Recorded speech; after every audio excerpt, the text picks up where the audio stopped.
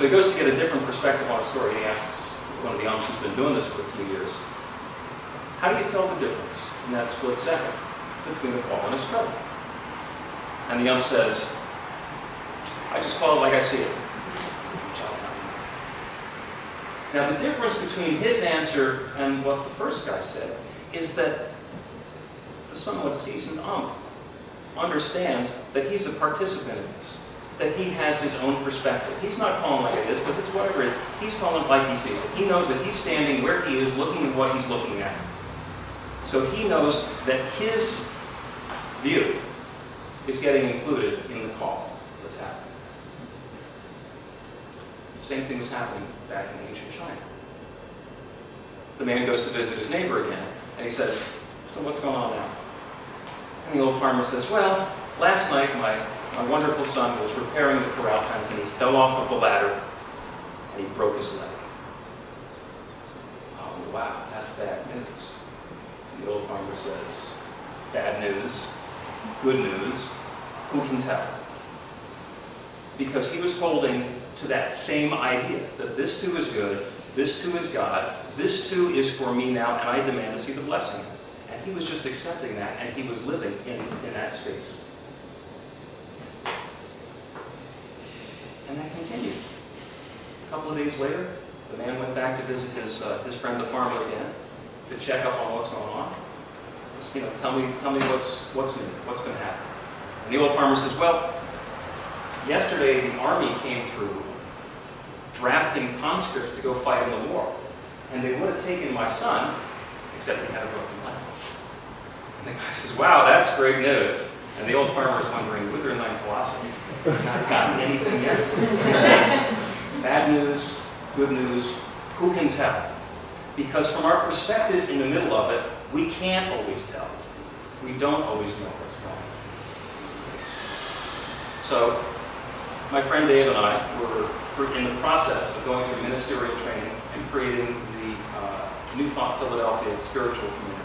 And we were part of an organization, a suburban church, and our plan was to start this as a seed group, as an outreach of the suburban group, and use all the resources and the organization and the structure and the board of trustees and all the rest of that, so that we could use that sort of as a nurturing ground for our center, and then grow ourselves.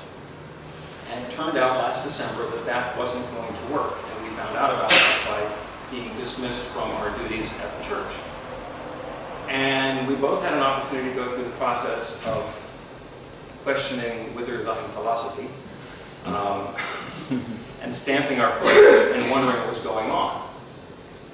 And getting to that good news, bad news, who can tell perspective. And as it's turned out, as we have brought this new spiritual community into being, it has been absolutely wonderful for us to not have the constraints and the restrictions of somebody else's organization. We're not building something on top of somebody else's something.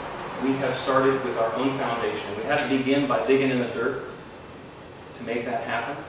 But what's growing now is something that is very strong and very powerful and new, and it's us. So I'm ready to be on the good news side of that, although I'm completely open to the possibility that I don't know how to label it myself. So back at the umpire camp, the reporter decides he wants to get a third perspective on the story. So he sees the veteran, the guy who's been there forever. He's been calling games for 50 years.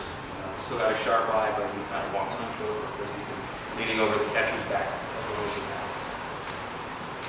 So he goes up to him and he asks him the same question. And he says, how can you tell the difference with a 90-mile-an-hour pitch, the difference between a ball and a strike in that tiny bit of time? How can you call it? And the old veteran umpire says, son, it's nothing till I call it.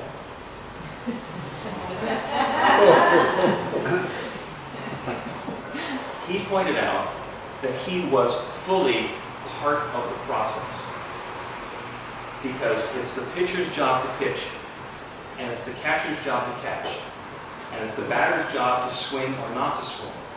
And nothing's going to happen in the game until the umpire says what it was. He has the authority to say ball or strike. He has the accountability that he should be doing his job well.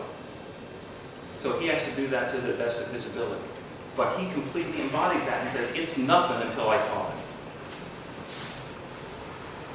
So those are the opportunities that we have to stay connected to the situation that we're involved in, to understand that we have the authority and the accountability to create our own experience, and to also understand that the judgments that we're having may or may not be accurate. We always like to think we're right. Anybody here who always like to just kick themselves and figure that you're wrong?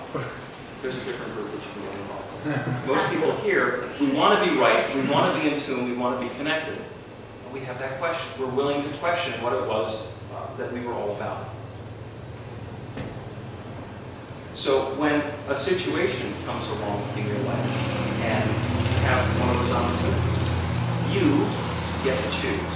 You have the authority and the accountability to decide what it is that you're going to do. There's a woman who went skiing one weekend, and she fell and she injured her knee, and she got taken down to the first aid room, and they're administering to her, and she's sitting there, and the ski patroller comes in. And she has two thoughts simultaneously. One, this guy's pretty cute. Two, she's in her underwear. And this was in the 1950s when the woman being in her underwear in front of a guy was a little more meaningful than it is now. A little bit. And she had the opportunity to either say, oh my gosh, I'm so humiliated, I don't want this to be my first impression, and I'm going to run back home from this hearing and never be involved in this again. Or she could say, I'm just going to be in the experience and understand that this is where I am and accept that this is what's going on and I can be here. So she decided to just continue the conversation, continue to be present in what was going on, and let the doctor who was working in the first aid room, in the 1950s actually had doctors at ski areas, it was pretty posh. Let the doctor continue working on her sprained knee. And that's how my parents met. Not only did they spend the rest of their lives together, but they were lifelong friends with the doctor. So we always have that opportunity to choose what's going to happen in our lives and in our experience. So if you'd like, I invite you to stand up and join me. We will repeat what Emma Curtis Hopkins told us to say. And you can put your hand on your hip, and you can shout, and you can sway, and you can swagger, and whatever it is that you want to do. All right, I'll say it for you once, and we'll all say it together. This too is good. This too is God. This too is for me now, and I demand to see the blessing. Ready? This too is good. This too is good. This too is God. This too is God. This too is for me now. This too is for me now. And I demand to see the blessing in it.